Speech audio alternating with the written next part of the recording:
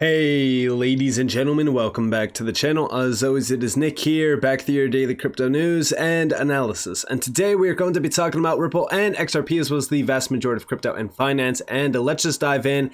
And let's start off with this video here that got posted by Ingrid over on Twitter. It is about roughly 3 minutes long, and I do think that this really kind of answers a few questions on how the BRICS might trade without SWIFT and dollars.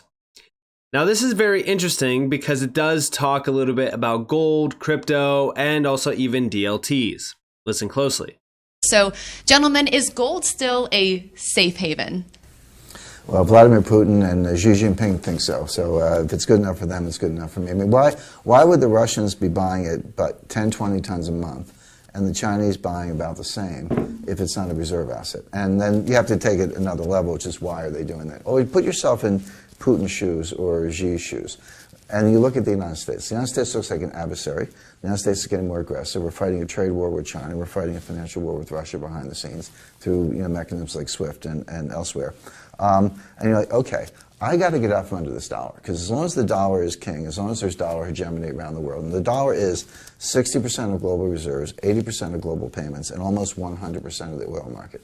As long as that's the position of the dollar, you're enthralled with the dollar. If you're Russia, China, you could hate the United States. But as long as we have it's like turning off the oxygen supply to someone in intensive care. They're going to die. If I cut you off from the dollar payment system, you're going to die. They don't like that, so they're looking for an alternative. So what's the alternative? Two things, and I think here's where we can bring the gold and the cryptocurrency trends together. First of all, just buying gold. Gold is physical. You get gold, fly to Moscow, put it in a vault, end of story. The U.S. can't seize it, can't freeze it, can't interdict it, can't kick you out of it. They can't do anything. They cannot erase that gold. It's just there. Okay, but you have to trade. So there's what's emerging, what I call, and I briefed the military on this, the U.S. Army War College and Joint Command down at Norfolk Naval Base recently, and I said, okay, just imagine the following. So so you have this trade. There's what I call the new axis of gold. So Iran sells oil to China. North Korea sells weapons to Iran. China buys oil from Saudi Arabia. Russia buys infrastructure from China. Russian tourists go to Turkey, etc. These are all the members. So what they could do, they could create their own distributed digital ledger. It wouldn't be Bitcoin. Bitcoin's a joke. But they could come up with their own currency, the Putin coin or the Xi coin. It would be completely encrypted. And all you would do is keep score. It's no different than baseball cards, right? So you keep score in this whole trading network. And periodically, monthly, quarterly, once a year, you settle up in gold. And all you do is you put the gold on a pallet, fly it in a plane to the other guy, and he puts it in his vault, end of story. And Steve knows better than anyone, when you do things on net instead of gross, it's a much smaller transaction. If you had to pay for everything with gross gold, that's unwieldy. But if you keep score in crypto and then settle up on net, every 6 months or so, that works fine. Now notice, everything I just said, there's no dollar. And that was Doug's point. Are we looking at the dethroning of the dollar? If we've got gold, Putin's crypto, Xi crypto, a distributed ledger, and a large trading network that does not involve dollars, does not involve SWIFT, is that the beginning of the end of the dollar? And it might be. And, one thing that I will mention here is that, listen, as you look at all of the BRICS nations, most of them are stockpiling gold and have been since going all the way back to roughly around 2010. And I do think that the days of the dollar are not coming to an end just yet. But I do believe that over time, yes, I do think that the dollar's days are numbered. But in a way that we are moving away from fiat, I think that this is the plan, and I've talked about it, right? Like, we are seeing a fundamental change in finance where the dollar is not going to be the dominant currency anymore. We are seeing, the rise of a new financial system that will be dominated by digital currencies and central bank digital currencies and even DLTs. And when we really kind of talk about SWIFT, it's very interesting with SWIFT because I also think that SWIFT has a problem where they have to innovate or they will die. And I've addressed this many times in the past, and it seems as though they are trying to. What's interesting about this is that ISO 2822 Let's Do It posted this. Google confirms SWIFT will allow digital assets to be used in any account type November of this year through the annual standards release. Check these two pictures out. So First off, the standards release 2023 will relax the requirement to have a blockchain address or wallet account number to use digital tokens. Then down here, the SWIFT standards release 2023 changes will take effect on November 19th. Over here, we do see allowing the usage of digital assets with any type of account format. And this is huge, considering the fact that we've addressed XRP's use in a possible scenario where SWIFT is using it, and all of the clients of SWIFT do get access to it as well. This is major exposure.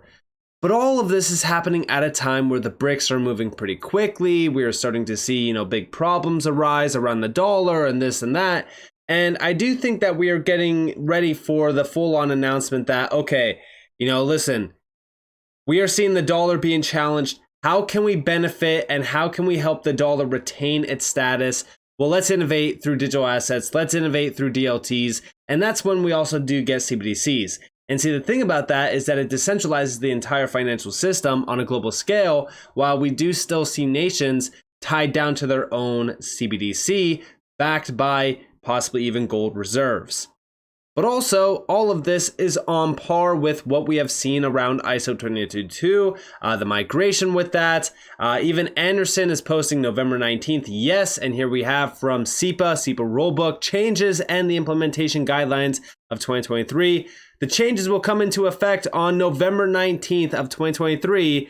The changes include migration of all ISO 2022 XML based message to the 2019 version. And what's funny about this is that all of this includes DLT, digital assets, blockchain, all of it.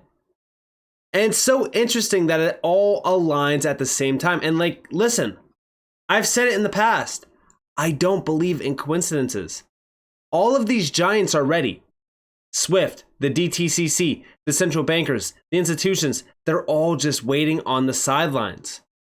We also see over here, SWIFT is working on the crypto function. This goes back to January 3rd. Globally recognized financial communication system SWIFT aims to implement crypto and blockchain functions in this year.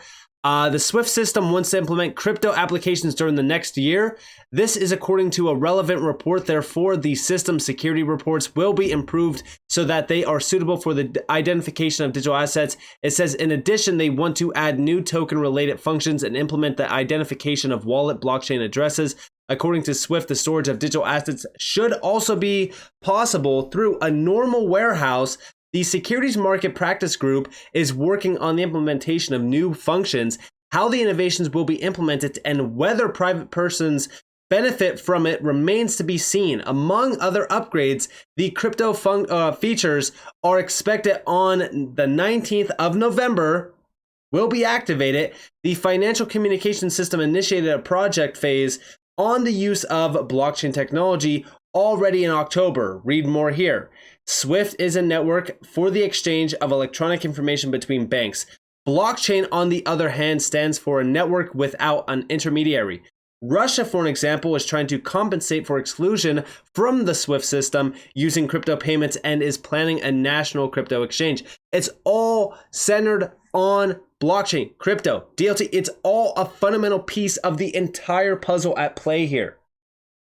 Also, over here, from the Czech National Bank, cross-border payments at a crossroads between SWIFT and DLT. Remember the long-term idea around XRP challenging SWIFT and things like that?